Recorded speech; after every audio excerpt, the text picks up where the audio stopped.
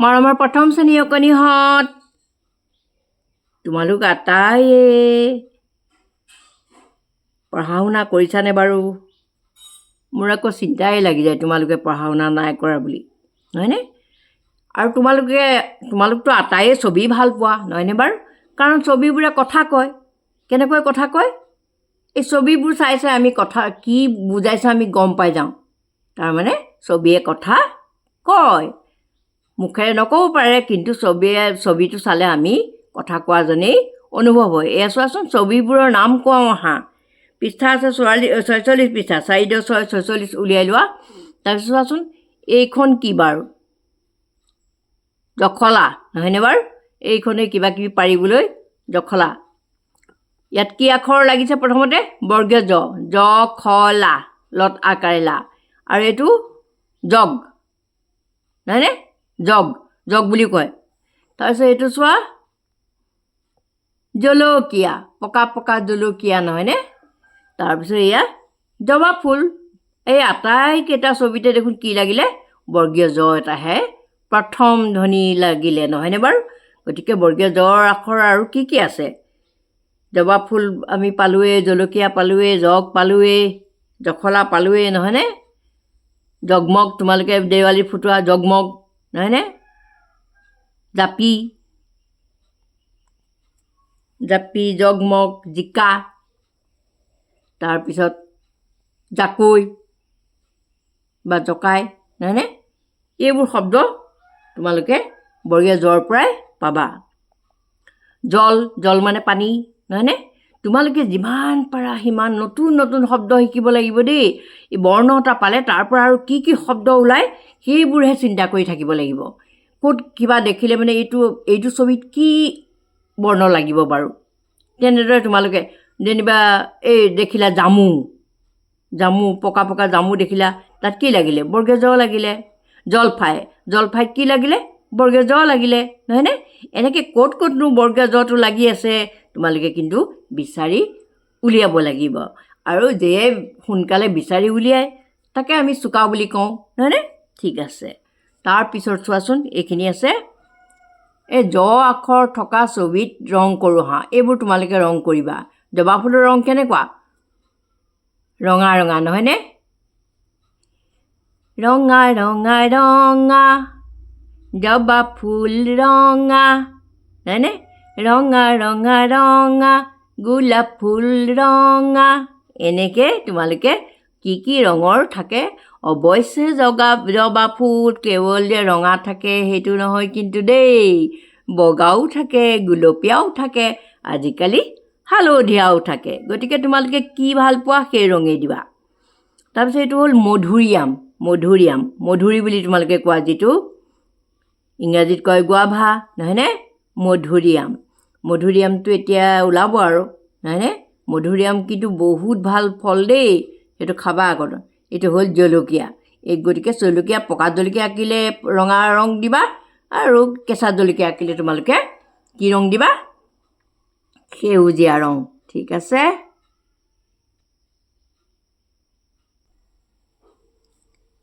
এতিয়া আছে পঢ়োঁ আহা। এই যে ছবিটো দিয়া আছে, পঢ়িবই লাগিব আমি। আৰু পঢ়িলেহে আমি জানিম, বহুত কথা শিকিম, নহয়নে বাৰু? ক'ত বৰ্গীয় জ আছে, কেনেকৈ পঢ়িব লাগে এইবোৰ জানিব লাগিব, নহয়নে? ইয়াত কি কি আখৰ আছে চোৱাচোন। বৰ্গীয় জ দন্ত্য ন। বৰ গীয়া নক'বা আকৌ দেই, বৰ গীয়া নহয়, বৰ্গীয় জ দন্ত্য ন, জন মানে মানুহ এজন দুজন, যে জন মানে মানুহৰ কথাই বুজায়।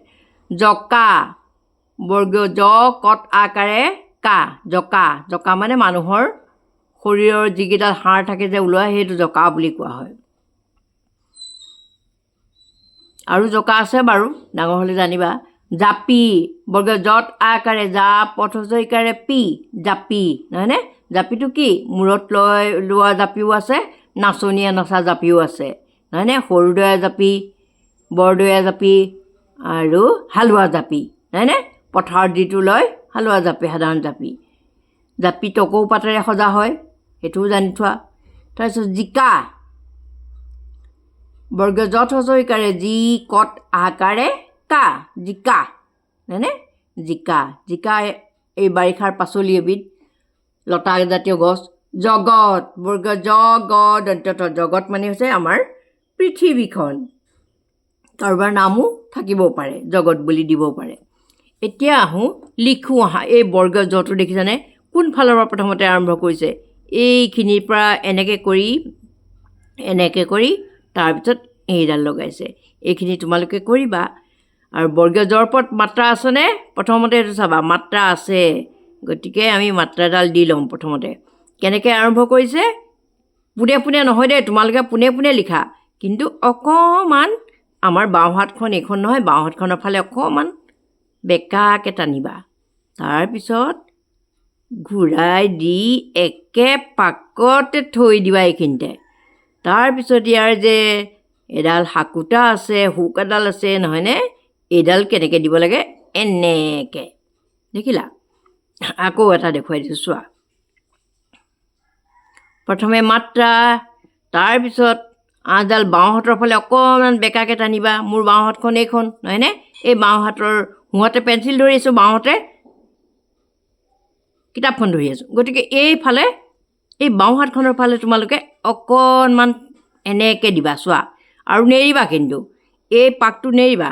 এইটো দি আকৌ এনেকৈ কৰি আমি হচৌ লিখা নিচিনাকৈ লৈ গ'লেই হৈ গ'ল। দেখিছানে? এই ইয়াত লগাই নিদিবা কিন্তু। তাৰপিছত চোৱা, এইডাল আকৌ ক'ৰ পৰা আনিব লাগিব? এই চুকটোৰ পৰা দেখিছানে? এই চুকটোৰ পৰা এইডাল আনিব লাগিব। গতিকে তোমালোকে তেনেকৈ অভ্যাস কৰিবাচোন। আখৰবোৰ দেখিবলৈ বৰ ধুনীয়া হ'ব। যধে মধে আখৰ লিখিলে আখৰবোৰ দেখিবলৈ বেয়া হৈ যায়, সিহঁতৰ সৌন্দৰ্য নষ্ট হয়। তোমালোকক যদি মূৰটো ধুনীয়াকৈ ফনিয়াই দিয়ে তোমালোকে ভাল পাবা নাই বাৰু? আৰু যদি যধে মধে ফনিয়াই দিয়ে, যেনি তেনি আউলি বাউলিকৈ, মানে তেতিয়া ভাল লাগিব জানো? এই আখৰবিলাকেও বেয়া পায় নহয়। তোমালোকে যদি বেয়াকৈ লিখা নহয়, সিহঁতে খুব বেয়া পায়, সিহঁতৰ মনত দুখ লাগে। সেইকাৰণে আমি আখৰবোৰ খুব ধুনীয়াকৈ লিখিব লাগে, যাতে সিহঁত দেখিবলৈ ধুনীয়া হৈ পৰে, নহয়নে? ধুনীয়াটো কোনে নিবিচাৰে বাৰু? সকলোৱে ধুনীয়া বিচাৰে, ভালটো সকলোৱে বিচাৰে, নহয়নে? গতিকে তোমালোকেও সেই কামটো কৰিবা। এয়া চোৱাচোন, এনেকৈ। আৰু কি বুলি পঢ়িবা? বৰ্গীয় জ, বৰ্গীয়া জ নহয়, বৰ্গীয় জ। এই ভাজটো তোমালোকে সৰুৰ পৰা দিলে তোমালোকৰ কি হ'ব? আগলৈকে আখৰটো ধুনীয়া হৈ থাকিব। আৰু শুদ্ধ ৰূপত লিখিলে আখৰো ধুনীয়া হৈ খৰকৈও লিখিব পাৰে। ঠিক আছে, আজিলৈ আহোঁ। Bye bye. তোমালোকে মোৰ ভিডিঅ'বোৰ চাই শিকি থাকিবা, তেতিয়াহে মোৰ ভাল লাগিব আকৌ। আৰু লাইক এটা দিবা আকৌ।